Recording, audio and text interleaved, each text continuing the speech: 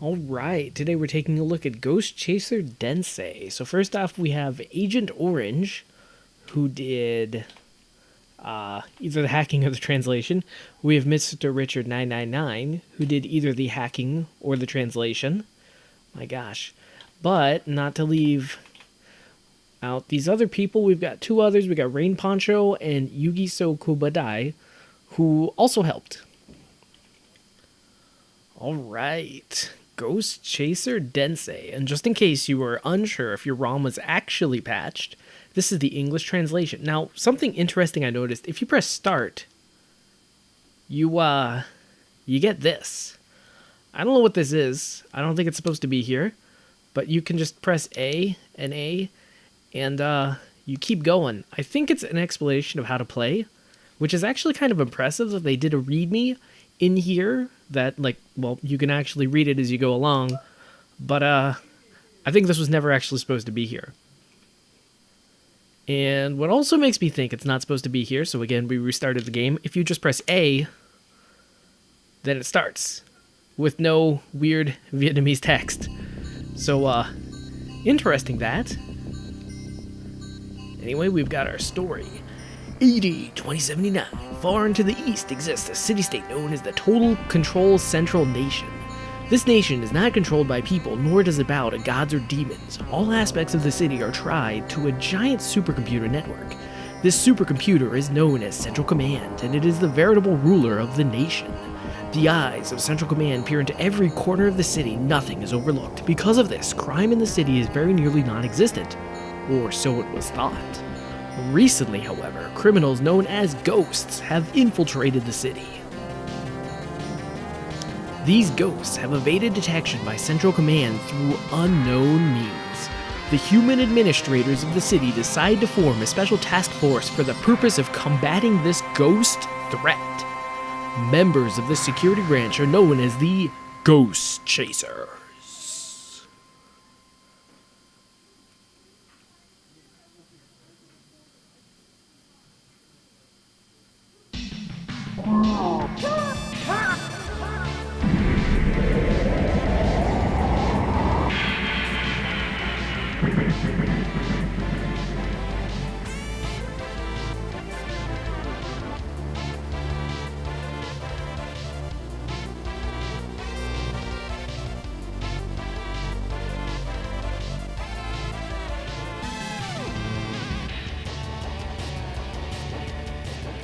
Alright, well that's enough of that intro.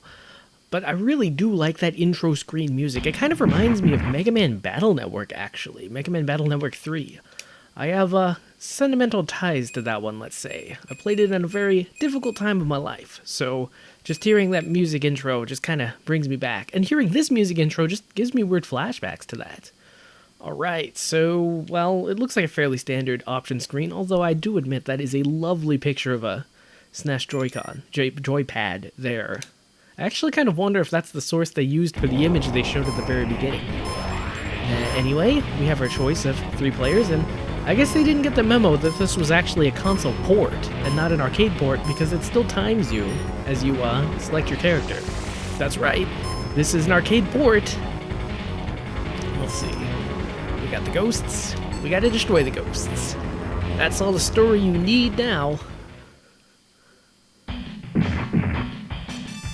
So are those guys ghosts? Or like, they made it sound like the ghosts were, whoa, check that out. It's a good thing we're on YouTube 60 FPS, because if you didn't see 60 FPS, you would miss it.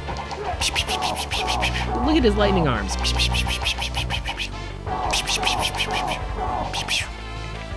Oh, and you can double press and you jump. I mean, sorry, you can double press and you double that forward. Oh my gosh. Now, I am a fan of slowdown in my games. It kind of adds, like, an extra dramatic thing. And typically, you only have slowdown in your games when, like, some crazy stuff is happening. Like, just some screen-filling nonsense is going on. Oh, cool. It's like you're playing the minigame of Street Fighter, Break the Car, except you can play it every day as you destroy everyday objects, like this car. Neat. Just in case you thought, like, destroying the car was awesome, that you should have made an entire game about it. Oh, come on! I just picked up that lightsaber. So, why is there such cool lightsaber stuff just kind of hanging around here? You'd think that, like, they try to equip their agents with, like, a lightsaber or something. Now, I played very briefly as the girl, and, the lightsaber is limited battery. Well, maybe that explains it. But I played as the girl very briefly, and she has, like, a mace. And also the robot, well, I mean, the robot is a robot. He's made out of metal. He is a weapon. And so this poor guy, they're like, hey, Axel Rose, or whatever the main guy from Streets of Rage is called, here is some fists. Never mind, you were born with those. Go kill some bad guys. And it's like, okay, sure. The other guys get weapons, and this guy just gets his fists. And the best special moves that Street Fighter can offer. But still, that being said, when you're talented enough to do a backflip and like, keep looking the same way, maybe you don't need weapons. Maybe they're like, you are too dangerous to be let alone. Maybe this guy was like training to be a martial artist in the mountains, and they're like, you were just too dangerous to be left alone. Why don't you become a government agent? And the kid's like, I don't really want to. And they're like, that wasn't exactly a question. And so now he's a police officer set to chase the ghosts. Well, actually, probably not. Maybe he had like his first big break fighting off, like, I don't know. This is a cyberpunk world, right? There's got to be some sort of drug problem. So maybe he had like his big break when he broke out, when he busted all those drug dealers.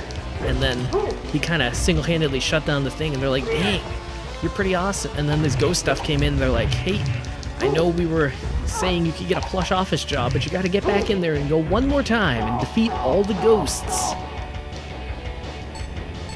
Oh, wow. Now, it's kind of interesting. So again, I mentioned this is an arcade port. This was originally in the arcades, and I heard that it's a lackluster port.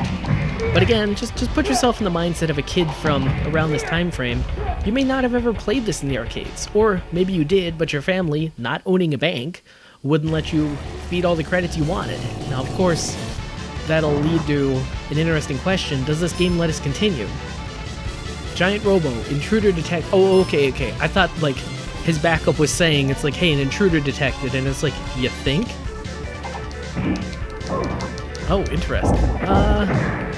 So this leads credence to the idea that there were only, like, 3 or 4 robot designs in existence. Gundam, RoboCop, and, I don't know, Gundam Cop.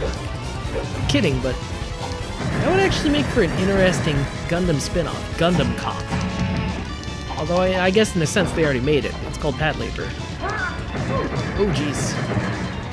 Now, usually these sort of big, heavy bosses in fighting or beat-em-up games are kind of difficult because they are just like huge, like life sponges. Like you gotta punch them over and over and over. But this guy actually has a coherent attack pattern, and like he's easily dodgeable. It's just you gotta outsmart him. It's surprisingly fair for being just some random beat-em-up boss. Remember when I said he was okay? I thought he had a whole second health bar there, and I was getting a little discouraged. But it turns out it was just 1, and then red means you're dead. Looking up at the left-hand corner, we can see that our health bar, red almost means we're dead. More ghosts. Go there. It's like, oh, thanks, Chief. Not even a thank you for killing the giant robe. Oh, cool. Health is back. Now we don't have to find out if there's a continue function.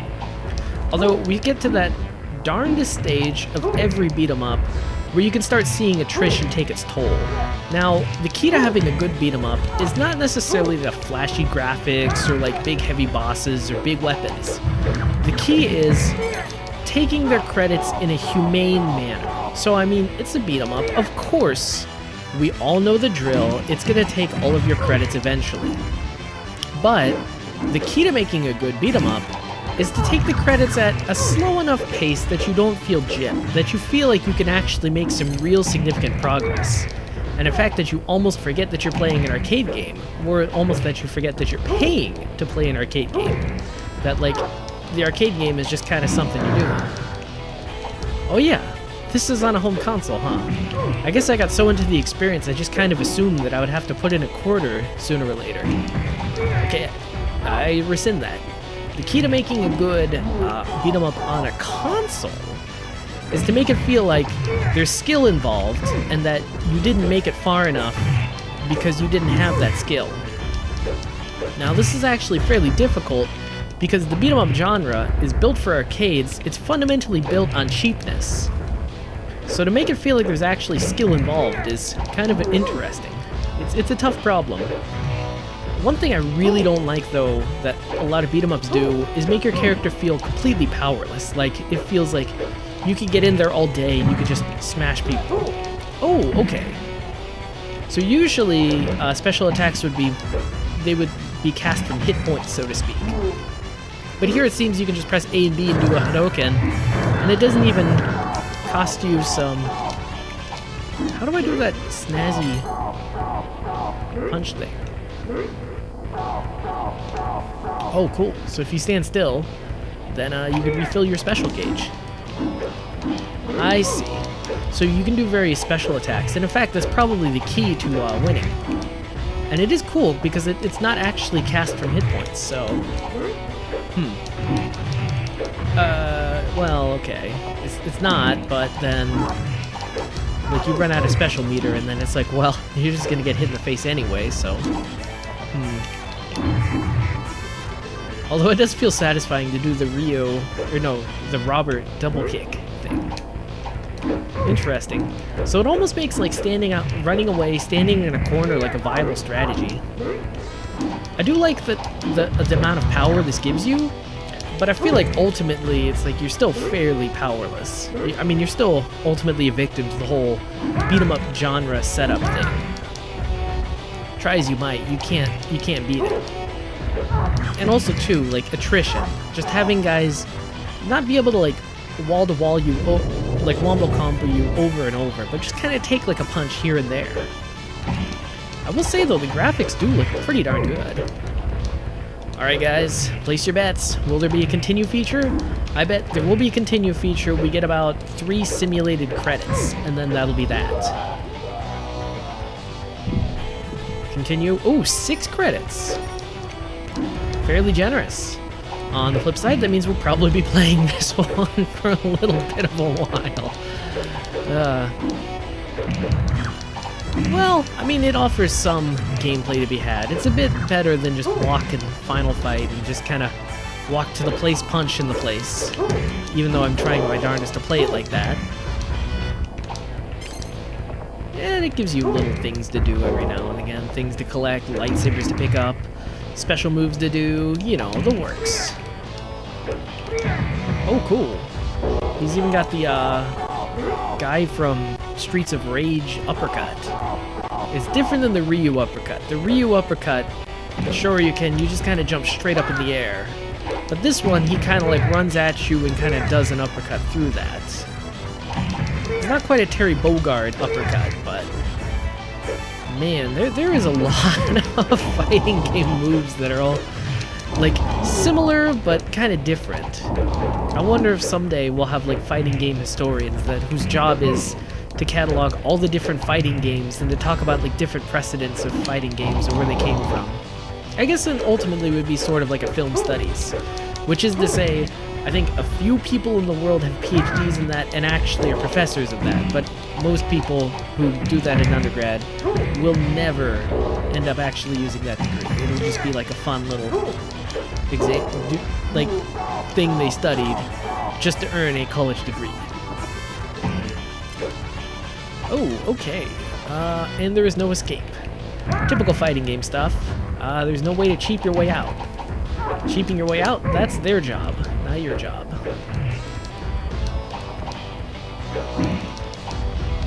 This is kind of gonna go on for a while, so I think I'll just put this on fast forward.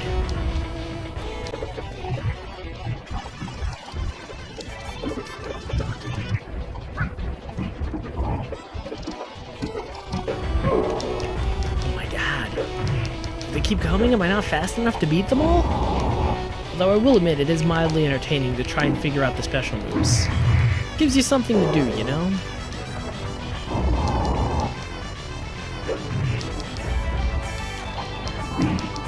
I mean, it does actually add a degree of skill to this game, so that's kind of nice. A lot of beat-em-ups, pretty much, you got auto-fire, it's like you got all the skill in the world. You just gotta do a little bit of positioning, but even then, that's not gonna really take you out of it. But you just get your positioning down, get your auto-fire finger ready, and then that's all the skills you need. This game, it's got special moves, and more importantly, the special moves aren't just like things that are hidden from you, that are kept from you. Ukyo. Ukyo to you too. I love how he looks at it and he instantly knows what kind of model it is. He's like, I've been studying on industrial robots.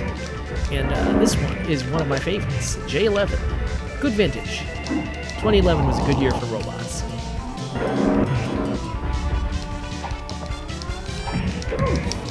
Of course, this game was probably made when the far-off year of 1997 passed as the future. Good old Crystallis. In the far-off land of 1997.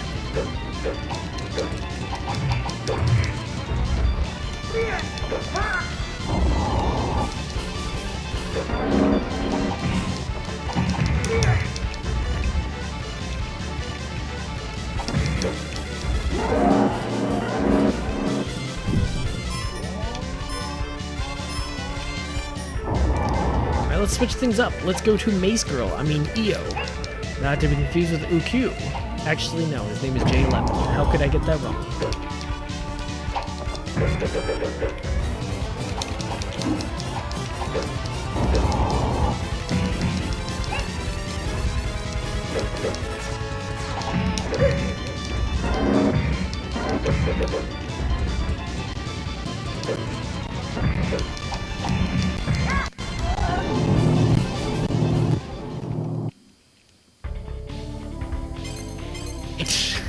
Oh my god, she's dabbing. Now Oh, good work. Don't kill the ghost. It can be used to hunt more ghosts. Should have been playing as the girl the whole time. She's pretty funny, actually. What is this? Oh my gosh. The guy is just like, okay, please, Chief Commander, I'll do whatever you say. But it's just like, I'm beating people up for a living, but I'm gonna have fun doing it. Oh. So I guess, yeah, no hard feeling. What is this extended cutscene? Like, the guy would have been done way over by now. He'd have just been, like, gone off to punching more dudes. Bonus stage. Beat down the scum. Don't beat the lady scum. That's a scum. That's a scum.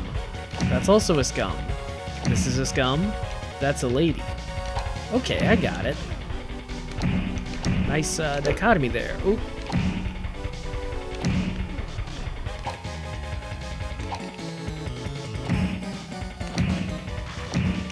You know, I gotta say, for holograms, these do give a pretty nice satisfying thud when you smack them with your mace.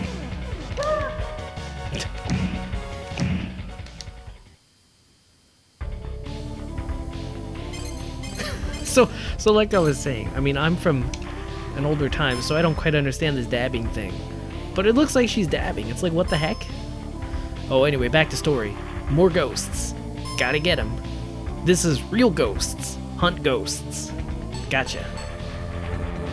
But anyway, she's dabbing. Can you imagine if dabbing actually traced its origins back to the semi-obscure Japanese-only Super Nintendo game? Can you imagine if that wasn't actually part of the arcade cabinet itself? And, like, that was just something added in solely for this port? I'm pretty sure all of those statements are completely made up, but could you imagine if they were real? What a scoop I would have.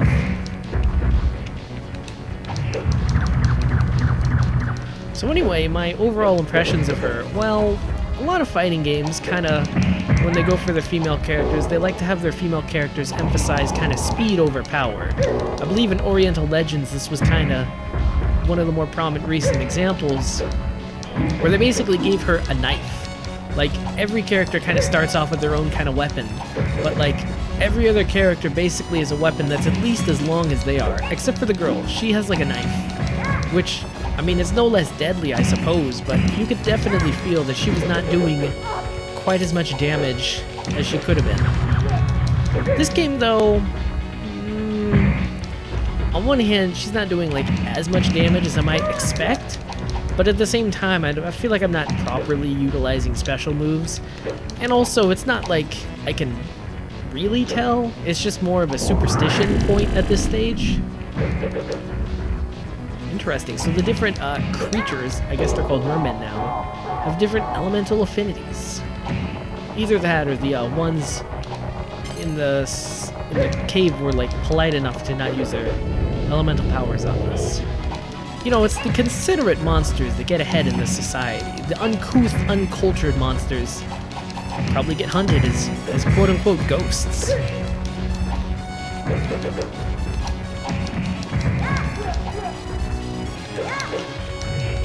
Ooh, that is pretty badass. So I got her to do an air throw. That's pretty cool. I never quite understood how to do that when you're playing a Zangief. Now, Zangief will always do it without fail to you. But when you want to go do one to him, he's like, nope, that's my thing. Sorry, pal. And plus two, Izamir is like playing with full circle move sets in a fighting game, just absolute nonsense. It's right up there with charge moves. Now, charge moves are not necessarily hard to understand or hard to pull off. They're just kind of hard to pull off in actual practical use. I feel like grappling is a little bit automatic in this game, but that's not necessarily a bad thing. Seeing as how you have... It seems like this game gives you invincibility while you're grappling. And that's pretty nice. Because a lot of games, like, you go in for a grapple and the enemies will just be like, oh, now you're vulnerable. Which is not really cool. Because it seems like a grapple, it's like, that should be your time to shine.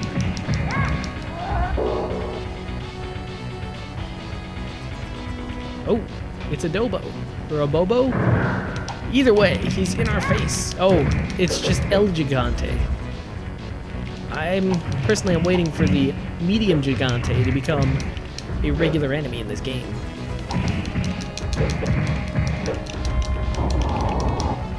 Oh, cool. She does seem to have an enticing array of special moves that seem just outside my reach. What do you know? It's Medium Gigante, here to become a normal enemy. Alright, continue time. That means we'll select Belva. You don't call me crazy, but I could have sworn I've seen this robot before.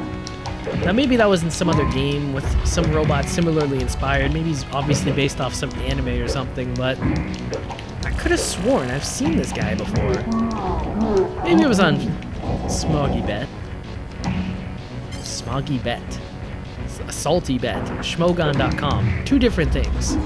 But could you imagine if they were combined? Actually, that's a genius idea. I feel like we need to get in on this. Can you imagine random Pokemon teams fighting in an eternal Valhalla match? Now, you probably couldn't quite monetize it like they do on Salty Bet, because Nintendo, or Game Freak, takes better care of their IP than, I don't know, I guess whoever they're ripping off with Mugen, but... You know, my thoughts about this robot guy are a little bit scattered. He doesn't seem to attack fast enough to, like, get in there.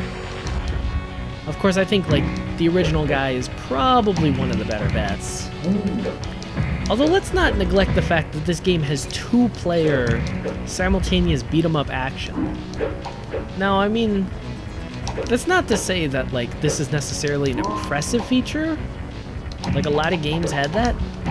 But it's still nice to have it, just to kind of confirm. Because, I mean, playing a one-person beat-em-up, it's a little bit lonely, you know? Beat-em-ups are kind of best expressed when you've got a friend with you. Not necessarily because it improves the gameplay, but just because it makes it, like, a little bit less boring. Otherwise, you're just sitting there just beating up characters on a screen all by yourself, and it's like, after a while, you can start kind of going crazy. I mean, next thing you know, you're going to start talking to yourself. Next thing you know, you're going to start recording. Next thing you know, you're going to start posting it to YouTube. Next thing you're going to know, you're going to start making, like, coherent features. It's like, okay, today we're going to play a Japanese game that was translated into English. Today, we're going to play 3 days worth of arcade ports. And then, eventually, you start getting fans, and it's like, dang. Don't do any of those things, man. Play beat-em-ups with friends. Don't start talking and narrating to yourself. Oh my god, it never ends. Alright, I feel like we've gotten to that part of a beat 'em up where it just keeps going and going and going. I mean, I'll go until he dies, but just to be polite. But I mean, let's be realistic. He gets hit like 50 times every time. This is not gonna last too long. And I kind of wanted to like be a level as him just to see what his personality is like. But it's like, he's a robot. Just imagine the most wooden, serious guy you can imagine. Although sometimes games have like quirky robots as main characters. I think Streets of Rage 3, like their robot guy was kind of weird. Although that's kind of cheating because I think he was technically an android. He was like half human or something. I think he was like some sort of scientist. And then they, oh, A button continues. But you know what stops? The reset button. Remember, kids, press A button to skip the weird embedded Vietnamese text file. Well, that was Ghost Chasers. It was an interesting game. I mean, it really looks cool, and I think when you kind of take this game and you compare it to a whole bunch of other Super Nintendo games that were available at around that time period, it does kind of stand out in terms of like a fighting game.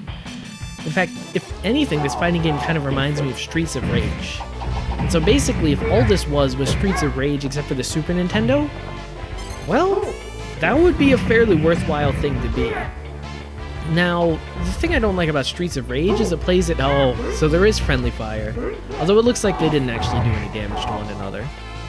The thing I don't like about Streets of Rage, though, is it plays it a little bit too closely to, just kind of standard arcade beat-em-up tropes. But this game, like, it gives you a special gauge, and it lets you, like, charge it up and fight, and whoa, group specials. That actually looks awesome. Yeah, Streets of Rage, like, I mean, whenever you do the special attacks, it comes from your hit points.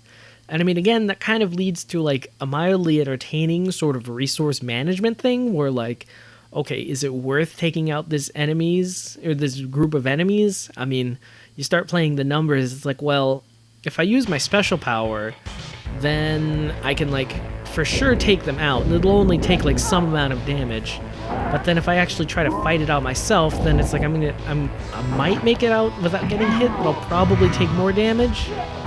And it's just kind of an interesting thing like that. But like, it's interesting, but it's not exactly fun to play through. This game with the special moves, and I feel like especially like once you start getting real good with the special moves and you start kind of thinking, it's like, okay, in this scenario I need to do this special move, this scenario I need to do this special move. That's when it really gets fun. And honestly, I think one of the better fight-em-ups I've heard of, or at least, well, I've never played it, but I've heard it exists, is it's like King of Fighters. Well, okay, it's like a beat-em-up game, and it uses King of Fighters characters, but it actually uses their moves from the game. And so I've always thought that was like an idea that's just ripe for the usage, is to take a beat-em-up but give them like fighting game character controls. Because I kind of feel like one of the big problems with beat-em-ups is if there's no special moves or anything, it just gets so monotonous. You just like walk and punch, walk and punch. Like CF Final Fight as one of the worst examples. Oh my god, I played Final Fight on the Game Boy Advance, and oh my god, it is just such a walk and punch simulator. And like, even so, to the point that like one of the big rewards you can get, like it had unlockables that you earn from points. Guess how you get points? Well, it's the punching part of the move and punch simulator. But one of the bigger rewards was an auto fire option. And it's like, oh my god, if your beat 'em up benefits from an auto fire option, you are just being way too monotonous. Like, CF Donanpachi is like a way to kind of, in any sort of cave shoot 'em up really, as a way to take that like core shoot 'em up mechanic of like moving the stick and pressing A button and turn it into like a mentally engaging exercise. Because the cool thing about Donanpachi is if you're just pressing A, you shoot out individual shots every shoot 'em up ever. You've seen them before. But if you hold down A, then you get this giant big old death laser. Also, your ship actually moves a little bit slower, so you can maneuver more finely. And so then every sort of moment you're kind of thinking is like, okay, should I use my regular shot or should I use my death laser? And then also you get into a game like, what is it, Pro Gear, where A is like regular shot, but then you hold down A and you do this like lock-on shot, but you do this like really weird thing. Well, okay, as you kill enemies with one type of shot, then they drop jewels or other sort of valuables. And then if you do the other type of shot, then all those valuables kind of get sucked into you. And so you constantly are thinking, like, should I be using this attack or this attack? And you got to think, like, when do you switch? Because, like, there are sort of logistical concerns in, like, the killing enemies, but there's also logistical concerns in getting the highest score possible.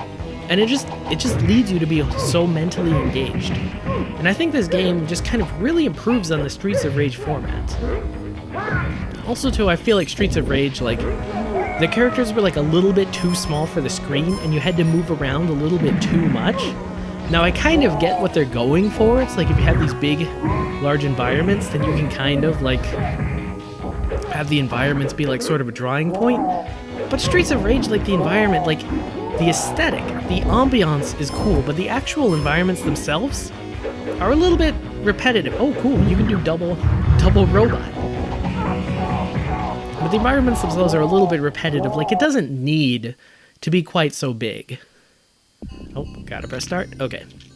It doesn't need to be so big. Like, you don't have to move so far. Like, this game, as you see, like, the 2D up-down plane that you can actually move in is actually a little bit compressed. And so you get to the action quite a bit faster.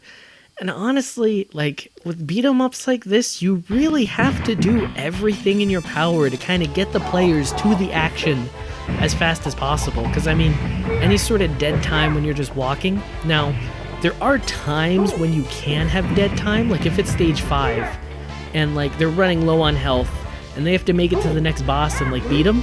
Like, having a long corridor is a great way to kind of build up tension. But if it's stage 2, and, like, you're like halfway through the stage or something, that is a terrible time for a long corridor. Or even where stage 1, it's like, no long corridor stage 1. Stage 1 should be non-stop excitement. Stage 1 should make your players want to keep playing over and over and over. It's only till around stage 4 that you're kind of allowed to make things boring. If you don't have enough material to make your game fun, then it's like, well, maybe you shouldn't have made the game. Well, that was kind of interesting. I didn't know I had that much in me to say on this game. The kanji on the left, it looks like it's rain on the top and electricity on the bottom. So maybe we're electric rain chasers. Maybe that's just code for ghosts. Maybe ghosts is not exactly ghosts. Well, I guess we should solve that mystery. Just what do they mean when they're searching for ghosts? I don't think they're actually the ooh, spooky kind of ghosts. I think it's ghosts is in some sort of bad translation of some sort of weird criminal or something. Maybe they're cyber people, and the ghost is more of a ghost in the shell kind of reference to their souls being corrupted by cybertrocity. Of course, when I say it's a bad translation, I don't mean by the translators here. I'm pretty sure their hands were tied by the actual localized name of whatever this was. Still, though, this was an interesting game to play, and I'm actually kind of glad. What do you mean, actually? I'm pretty glad that the translators were able to bring it to us in English, and so we could experience it sort of how it was meant to be experienced, in our own native language. And with that, this cat's got a scat.